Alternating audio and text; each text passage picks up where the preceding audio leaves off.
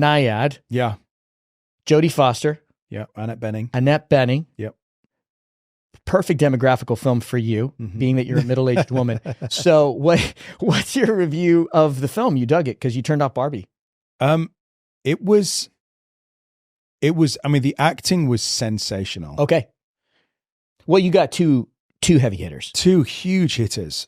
I mean, Annette Bening has been nominated for 5 Oscars. Wow. Jodie Foster, I don't know how many she's won. Well, she won when she was incredibly, yeah, exactly. The Accused, I can't remember what else she won for. But the story of how she swam and how many attempts.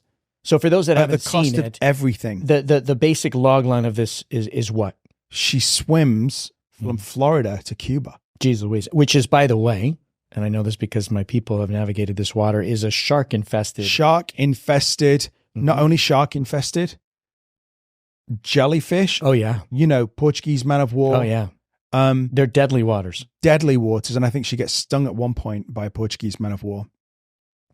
But just her resilience and fortitude, grit. True story, but at the cost of like relationship. I mean, she was so laser focused in wanting to do it at 60. I think she was 60. Yeah, she was older. Yeah. But she tried and failed. The first time when she was younger, right? First time.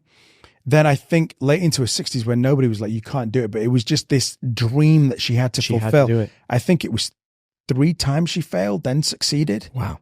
But at the cost of her health, the cost of everything. And it just made me realize the resilience of the human body and the human mind. But again, at what cost?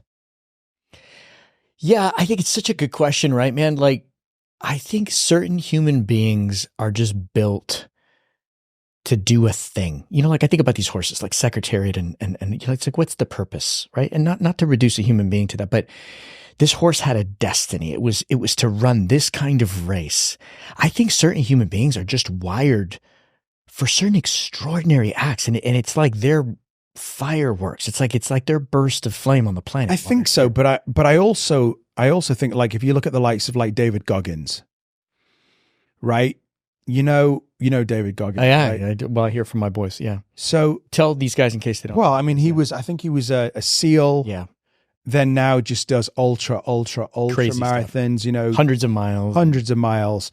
And I think that for me, when I look at inspirational people, David Goggins does not fit in that. Goggins, yeah. Goggins, because it feels like he's doing it from pain.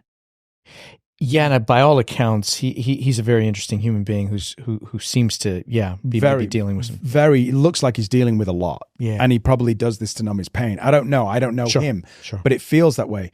With this woman, though, it felt the same. Oh, it did. Mm-hmm. Interesting. It felt like that she was basing her entire identity on being validated by this achievement.